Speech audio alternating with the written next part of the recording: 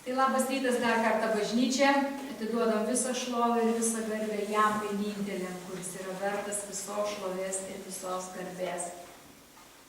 Praeitą sekmadienį aš kalbėjau, kodėl mūsų širdis nesikeičia. Ir aš žinau, kad daugelis ir klausėte, ir perklausėte įrašą.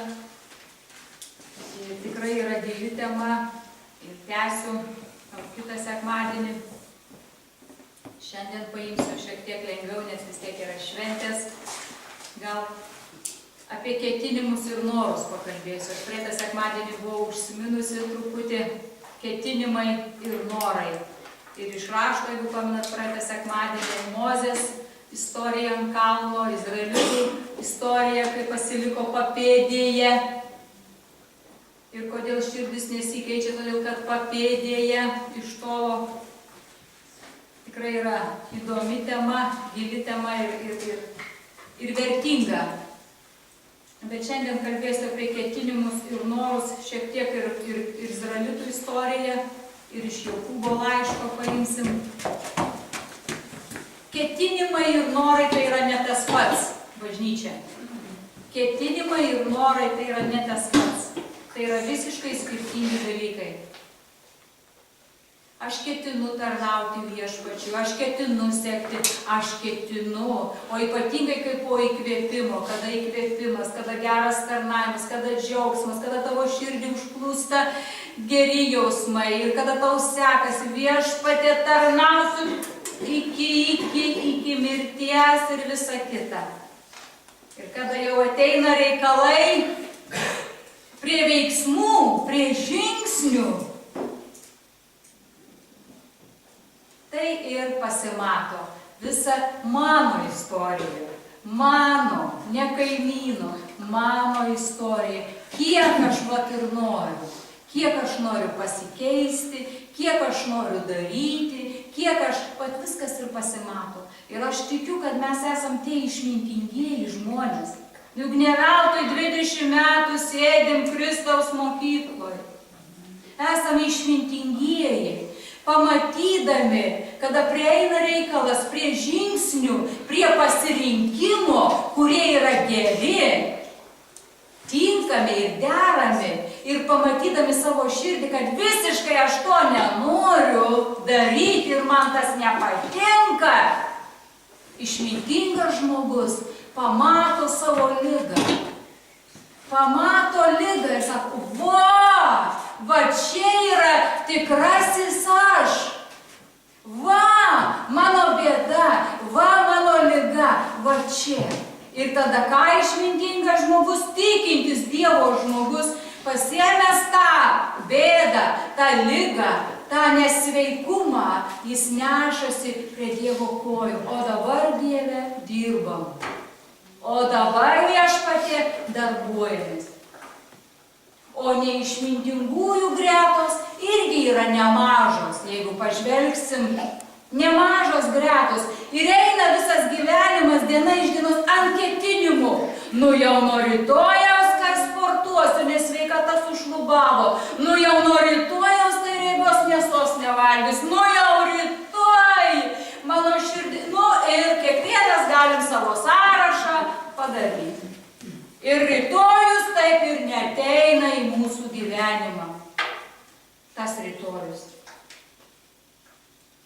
Keletą istorijų, kurios tinka šitam pamokslui apie Zachiejų. Pamenat muitininką Zachiejų? Iš Luko Evangelijos yra 18 skyrius. Zachiejus, muitininkas, ne šiaip eilinis, ne koks vargšas, bet muitininkas, fariziejų, kaip taisyklė kažkam prireikė, per šventą dieną. Čia tai būna. Gerai, paskaitykim. Zachiejus istorija, jo. Muitininkas Zachiejus yra 19 skyrius.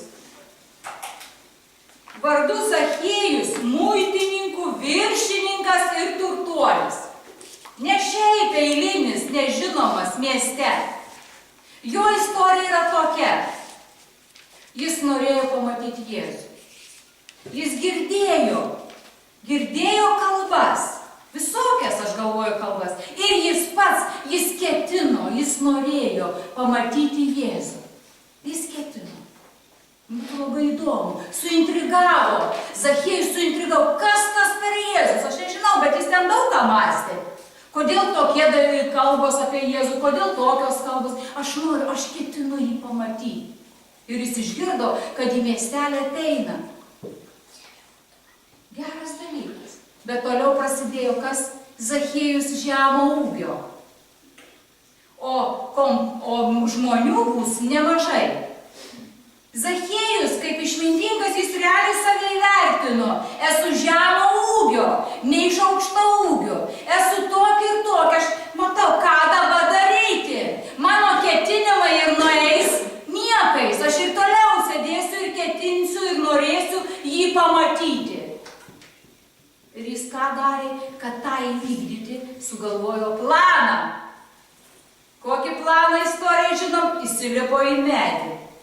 Turtuolis, viršininkas, mūsų meras gerbiamas Šilutės, įsilipa į medį ir laukia, kol Jėzus praeina. Garbės nebeliko medyje. Stabtelkim akimirką, nusėmė viską. Jam reikia Jėzų pamatyti. Ir jis ėmėsi žingsnių ir žygio. Įsilipsiu į medį ir pamatysiu tą Jėzų. Bet jis galėjo, nepatogu, viršininkas, viršininkas, pozicijų užimų miestą, gi miestelėna eis, pamatys mane, ką jie kalbės, išprotėjo Zachiejus, visai pasimaišė nuo pinigų. Ne, man reikia pamatyti Jėzų, aš noriu. Jis ėmėsi žygių, jis įsilipo į medį ir mes žinom istoriją. Jėzus sako, lipk šalia žemyn, Zachiejau, aš šiandien ateisiu pas tave, aš noriu pas tave užeiti, aš noriu valgyti su tave. Ir mes toliau žinom, kas dėjo. O galėjo ir likti Zachiejus su savo ketinimais.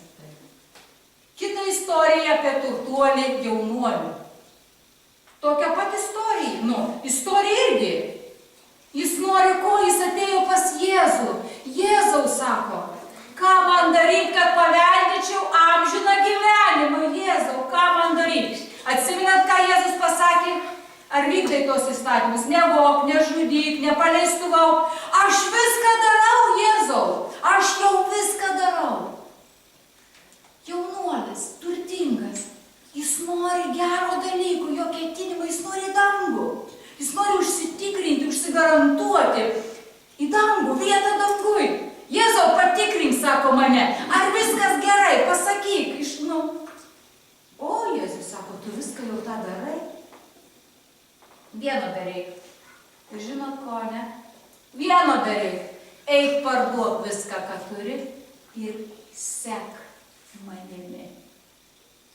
Ir jaunuolis liūdo, nes buvo turtingas. Kiek tada to dangaus tau reikia? Išreikšdami savo ketinimus ir trokšdami gerų dalykų, mes kažkaip, pagal savo įsivaizdavimus galvojam, kad, ko viešpačiui prireiks. Jaunuolis tikrai nesitikėjo to. Jis tikrai, nes jeigu jis būtų bent mintį savo daleidęs, o jeigu Jėzus pareikalaus kažko, ko aš bent apsvarstęs, jis būtų gal net neėjęs jo klausti. Greičiausiai, jeigu mes prieš užsidedam kažko, viešpatie tau tarnausiu, kadangi mes tikintis, tau tarnausiu, klausysiu tavęs, viešpatie. Ir prieš melsdamiesi apmąstom ir pasveriam save. O jeigu viešpats paprašys to, kas man, paprašys to, kas man labai brangu. Ir tu labai gerai apsvarstydamas, sverdamas save, tu arba tada jau eisi su prašymu ir malda pas Jėzų, ar net neisi. Šiuo atveju jaunuolis, aš galvoju, kad jis net nepagalvojo, kad Jėzus gali tokį dalyką pasakyti. Ir jis ką, ir jis pasitraukė. Ir mes žinom toliau, ką Jėzus ką jisai sako. Sako, kaip sunku bus turtuoliai įeiti. Ir vėl čia ne vien tik pinigai, turtuoliai pinigai. Žinot, mums dažną kartą pinigais atsikratyti yra lyg ir lengviau, o ne atsistatyti savo pozicijos, garbės, dar ko nors, tarnavimų žmonėms. Tai va, dvi istorijos – ketinimas ir noras. Zachiejaus istorija ir turtingo jaunuolio. Kaip mūsų gyvenime. Pamenat, praeitą sekmadienį, kai kalbėjau, izraelitai Mozei sakė. Mozė atėjo su Dievo žodžiu iš Išėjimo knygos. Viešpats sako, reikia pacituoti. Ar reikia pacituoti, jūs turit praeitą sekmadienio. Išėjimo 24:1. Moze, mes viską vykdysim, ką viešpats įsako, viską darysim, tik tai viską darysim. Priėjo prie reikalo, sako, jūs laukit, Mozė užlipo į kalną, jūs laukit, kol aš sugrįšiu su viešpaties palipimui. Laukė, nusibodo laukti ir pasidarė, ką privertė Araoną. Padaryk mums veršį, padaryk mums, jie nesakė veršį, padaryk mums Dievą. Padaryk mums Dievą, kuris mus vestų. Ketinimai ir pasiliko ketinimais. Greitai. Kodėl išmintingas žmogus, ką jisai daro, jis pasvarstytų, kodėl mane traukia prie seno, kodėl mane traukia vėl prie tų stabų. Todėl, kad širdis neperkeista. Protingas, išmintingas žmogus užduoda savo klausimą. Kodėl mane traukia prie to seno brudo, prie tų stabų, prie tų tradicijų? Kodėl? Todėl, kad dar Egiptas širdį. Galbūt tik tai toj vietoj, bet Egiptas širdį. Ką daryti? Egiptas turi būti išstumtas. Kaip išstumtas? Turi ateiti dangus, turi ateiti žodis, turi ateiti apreiškimas. Ką daryti išmintingas žmogus? O ne išmintingas žmogus ir gyvena nuo ketinimo iki ketinimo, Nes kad norus įgyvendinti, kad troškimai, žiūrėkit, netgi paprasti, elementariausi, žmogiški, kažkokie norai, kad tavo gyvenime būtų įgyvendinti, tu imiesi ko? Žygių, žingsnių, pareikalauja. Galbūt disciplinos tavęs pareikalauja, gal dar kažko tai, gal daugiau padirbti pareikalauja. Kodėl mes galvojam, kad dėl amžinybės? Dėl gyvenimo viso to nereiks. Nuo ketinimo iki ketinimo, nuo rytojaus, nuo kitų metų, kada jau bus taip, kada bus pilna bendruomenė, kada maža bus bendruomenė, ir žiūri jau ir išėjimas priartėjo. Taip ir negyvenai. Liūdna.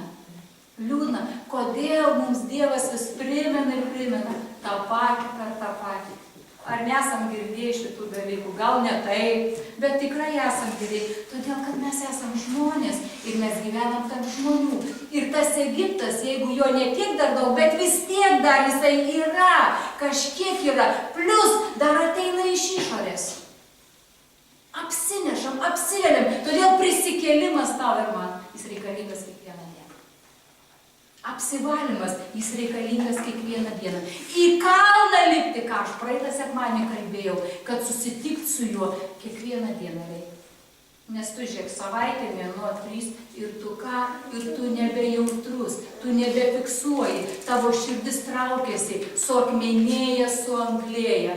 Ir pasakyk tu man, žmogau, kas gali tą suakmenėjusią, kuri buvo atsivertusi, bet užsivertė po truputį, suakmenėjo, suanglėjo, kas ją gali besušildyti? Tu kalbėk tokiam žmogui ar apie dangų, ar apie pragarą, gąsdink ar pragarų, ar kalbėk apie dangų. Jam yra vis vien, jis nebereaguoja.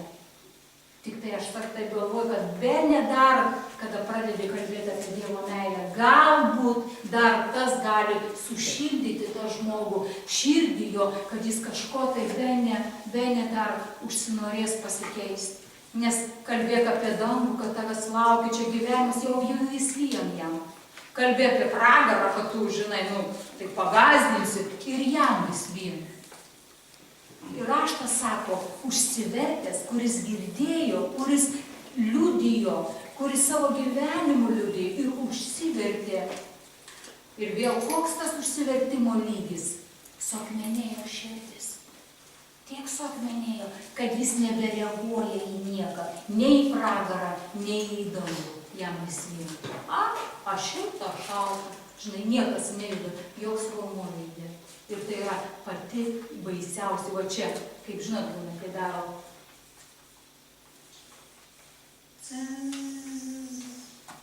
Ir kada yra monitoriai, tada ką jau išėjimas. Bet kada yra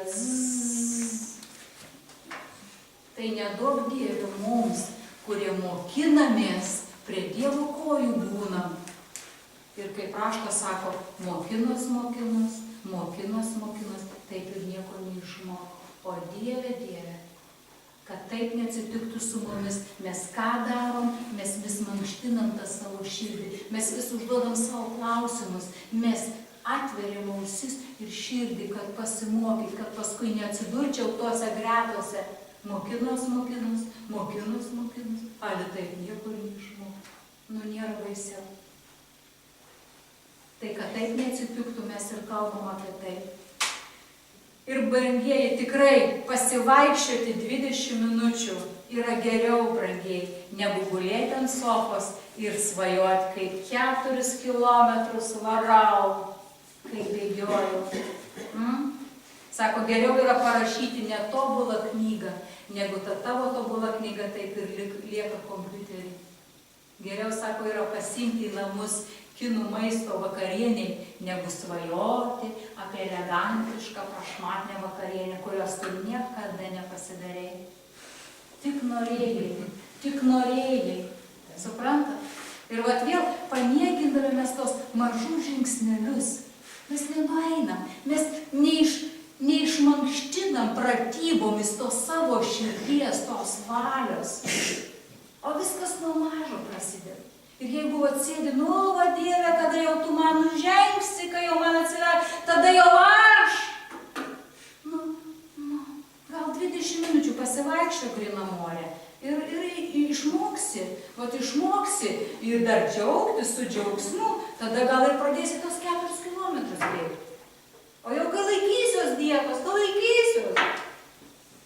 rytoj, po Velykų, nuo pirmadienį, dabargi visi suvažiuoja šeimyną, niekai. Pasninkausiu, viešpatie, vat vasara bus danų. Ir žiūri, jau žila galva, jau ir išeit tuo reiks. Tai, kad taip neatsitiktų su mumis, mes ką mokinamės. Ir žiūrėkit dabar toliau, dar yra viena eilutė, Jokūbo laiškas, yra va toks tinkantis. Norai. Viešpatie, kaip aš noriu tau tarnauti ir aš tarnausiu, bet viešpatie, taram. Ateina dalykai, ne taip su tavim pasielgia, tu atėjai siūlyti savo paslaugą. Nereik, sakė pastorius, nevaikščiok čia. Ir, galbūt, gal ir ne. Bet jeigu ten iškyla ta puokštė, ta bjaurastis, ir Jokūbo laiške sako, mes taip nebedarom, ane? Velnias čia mane gundo, Mes nebedarom taip, ane? Mes nebedarom. Ne velnias tave gundo, o norai tave, tie geismai, kurie yra slaptoje, jie išsiveržia. Ir Jokūbo laiške raštas sako, jūs nesat gundami kažkuom tai ypatingu, bet savo geismų. Arba dar paprasčiau kalbant, atsiveria atsiveria ir aš pamatau tą nedorybę, kuri slypi many. Šiaip plika akim tu nepamatysi.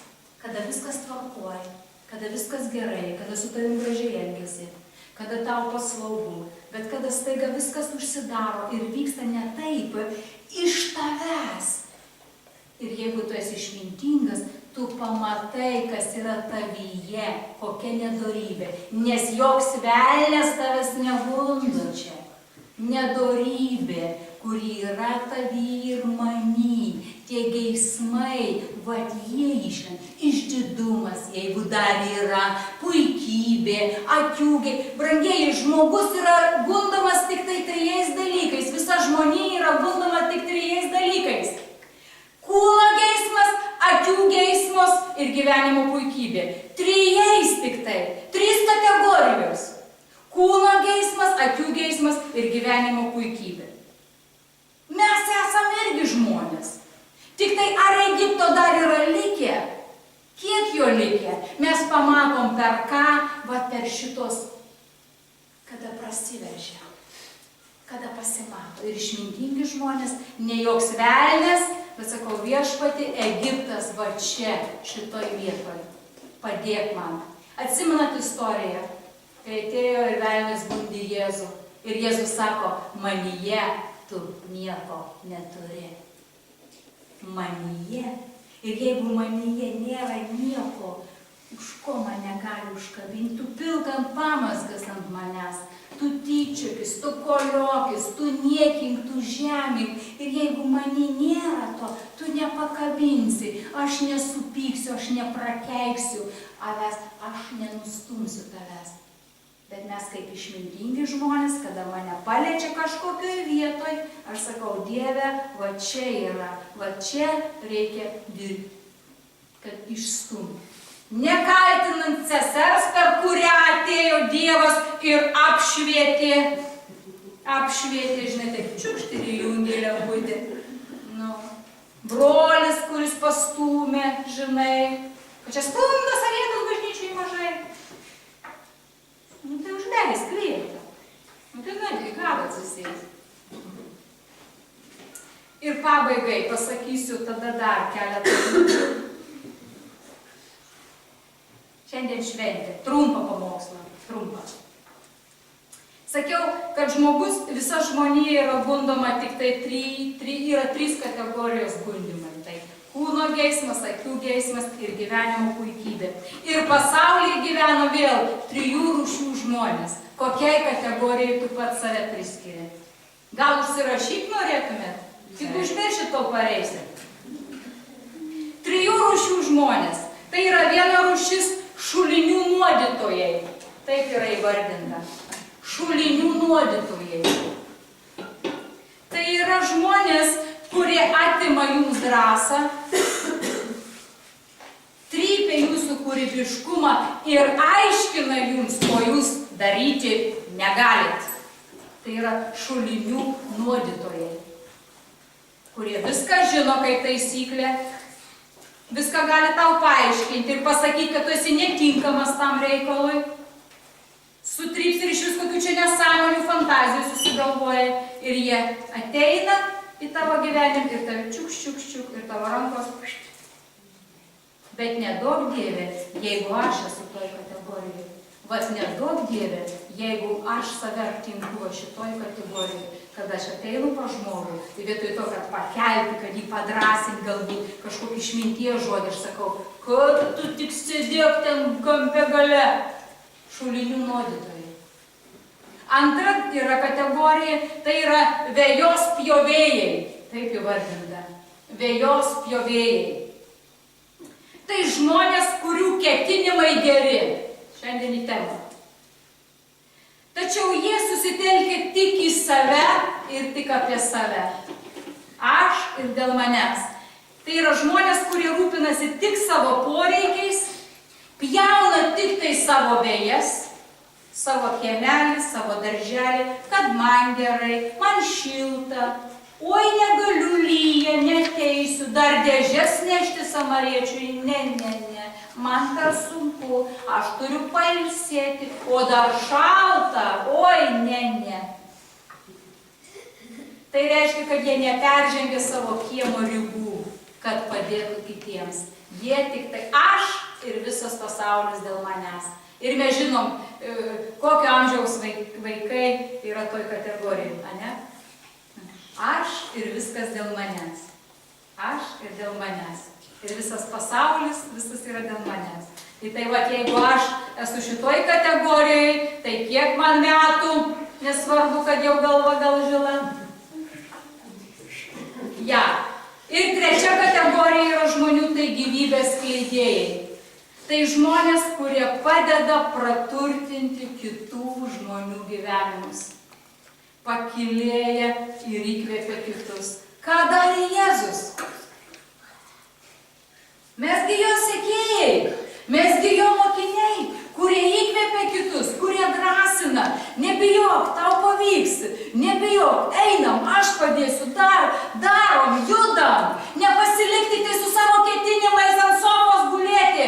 Davai, judam, nu čia nepavyks, einam į kitas duris. Ne šitos duris atsidarys kitos. Judam. Ar aš esu toj kategorijai? Ar mane supa tokios kategorijos žmonės? Ar aš einu į rankojus tų, kurie siurbia kaip vampyrai ir vis tą negatyvą pilant manęs? Ar aš renkuosi būti kompanijoje su tokiais žmonėmis? Tavo ir mano pasirinkimas. Ko nori?